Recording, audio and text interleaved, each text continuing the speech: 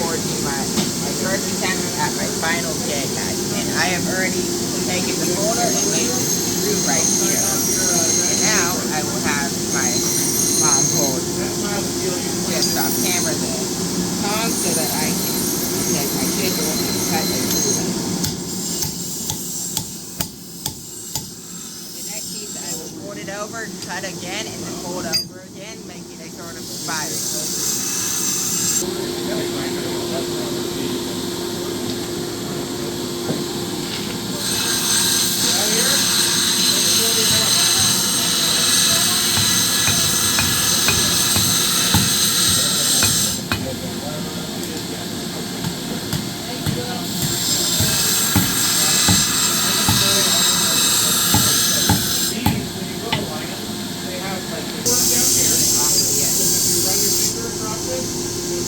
Low spot here, right?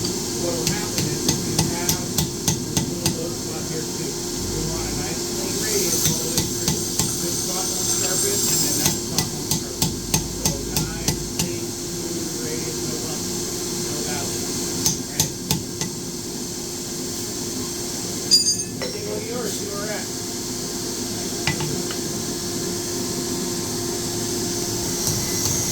Yeah, we're ready to move to the next step. So, I'm going to come in and grind a bevel in for you real quick. Yeah, no, I have a big machine that I'll come in and just grind a quick bevel in for you, and then we'll move on to that.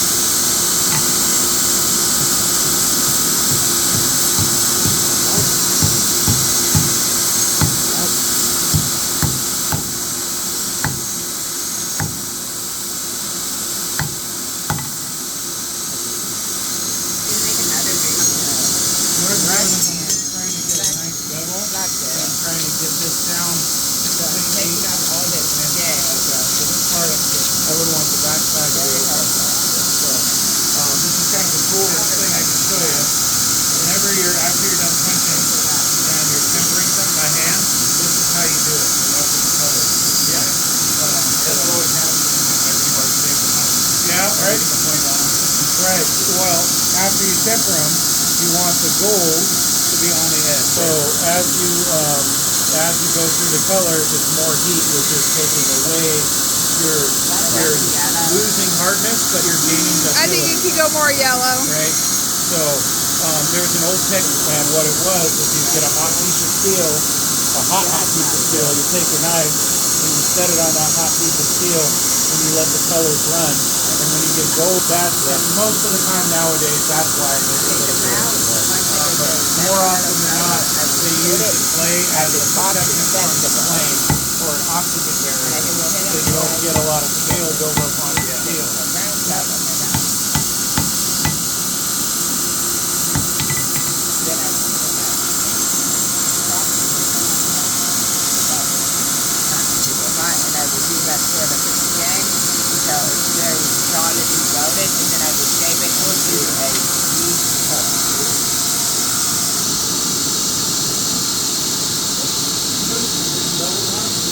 This is much better lemon yellow color, and you get time when it brings out a bunch of sparkles, okay? And you notice solid foreplug when it's a good solid color throughout, and you start to see those seams disappear.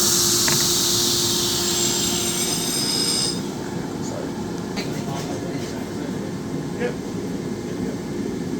So, let's go over the poster and I'll do a little yakking while this is Okay. now to show you some cool stuff. So, the way this works. Okay, now that we have it a nice lemon yellow color as it needs to be, I'm going to brush it just a bit more. Actually, I don't know that's lemon yellow, but I'm going to go for it. It's hard to tell color with these glasses on. So I'm going to try and form it into sort of a triangle. Yeah, you don't want to break the load as you pour, so you want it to really be that lemon yellow color. It goes into its austenitic phase. Okay, it's back to that lemon yellow color, I think. Maybe a bit low.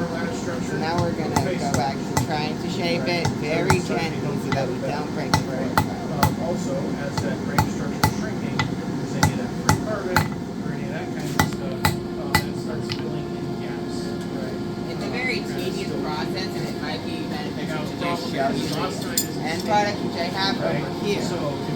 So this is what it looks like pretty optimally, with very little evidence of seaming, a good strong weld. I have a bit more of a seam right here, but at the back it's very well welded, which is very hard to do.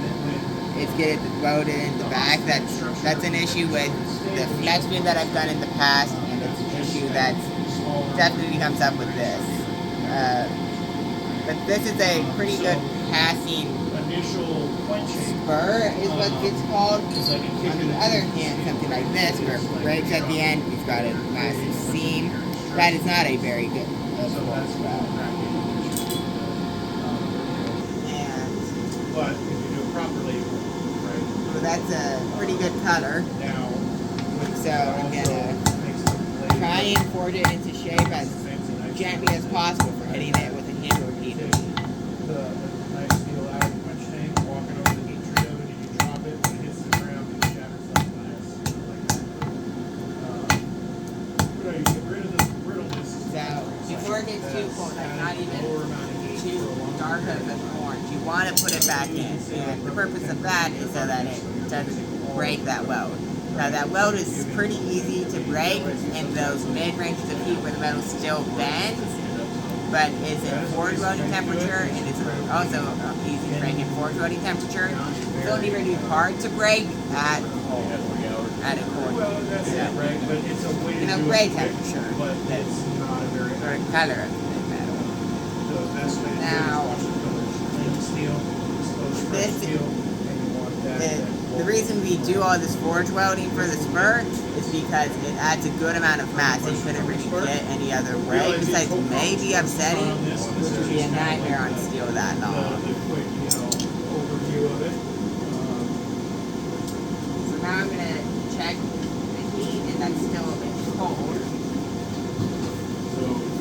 And the important part of using a roll forge is making sure you don't have any clinkers, which are sort of a slag like material, which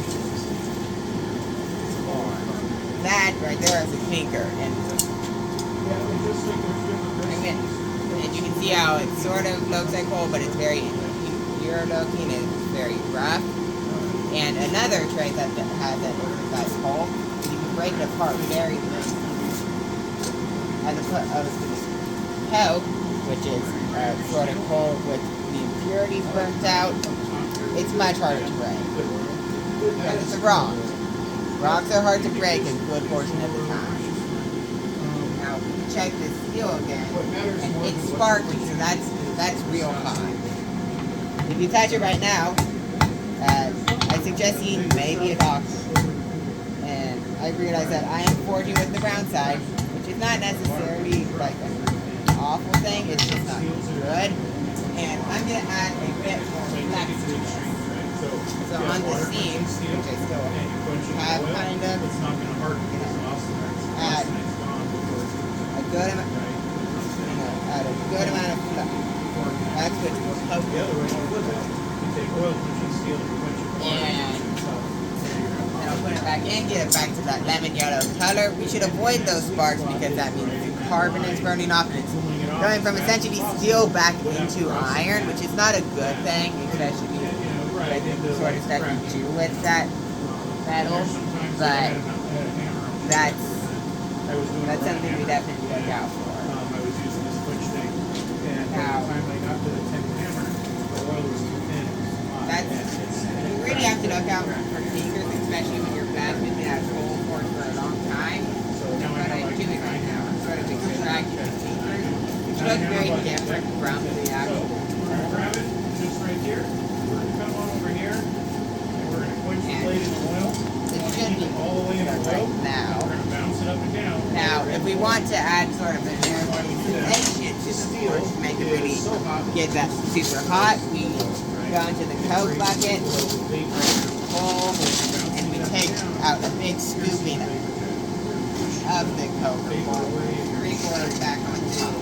Now, this has the coke actually has sort of insulation. Now, as you can see right now, the fire is sort of flaring up and on.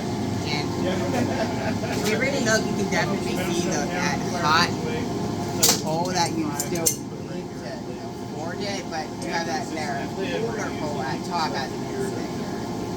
That is sparky. Wow. Yep, we're looking, we got good heat. Ready to punch it.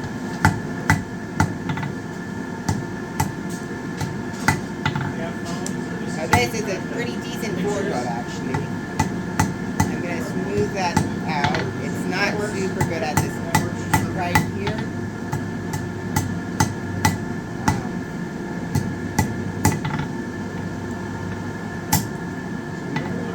Yeah, that board rod is broken at the end, which is a very not good thing. I can try and fix that definitely, but it's very hard to fix. So for that, I'm just going to put this in here for a bit. Grab a bit more flux. This is a much harder board rod to get right than this. The one that I have over here, this one I got fairly easily. This one is not. So once it's a bit hotter, we can sprinkle some flux on it. Really focus on that broken end. Then we're gonna put it back in and super get it hot. Now right now I'm not gonna check the fingers all that much because fingers only form about every 2 months. But just to really show you what a clinker looks like, I'm going to take one and I'm going to... There's normally a bucket right here for hot stuff. Oh well, I'm just going to show you before you get the toss. So you can see it sort of looks like coal in certain areas, but it's very much impure and very fresh.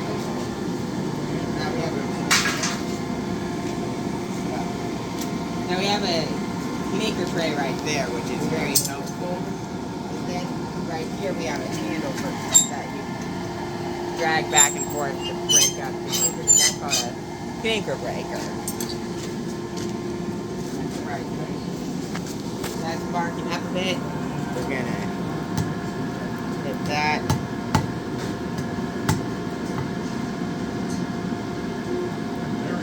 We're gonna try to seam it.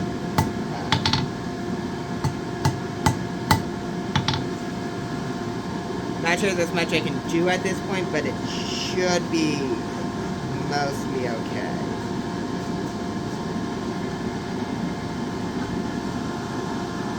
Yeah, that's a somewhat decent forward weld. It's not quite as pointy as we need it yet, though. So, fun fact about coal forges. Well, you can stand fairly close to a gas forge and not really feel the heat. This kind of hurts just to be next to it. And sometimes, if it's really hot, it'll hurt to try and like even grab your steel. Right now is not one of those times, and I'm fairly comfortable next to it. And it's fairly okay to be next to it. So, if you want, you can move the camera over here in front of it. Okay. And you probably can't see on camera, but I can sort of see what temperature the steel is at, and you can also look for sparks to know if it's getting too hot. So right now I'm going to pull it out. See it even better. Yeah, that sparks. And so now we're going to really try to forge a tip with it.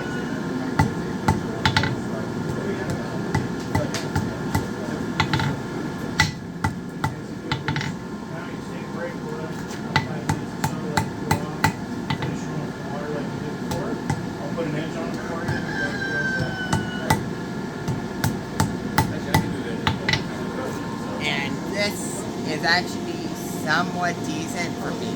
I'm not a super good forge welder. And now I'm going to have it sort of reviewed for if I should move on to the next step or if I should cut this and retry.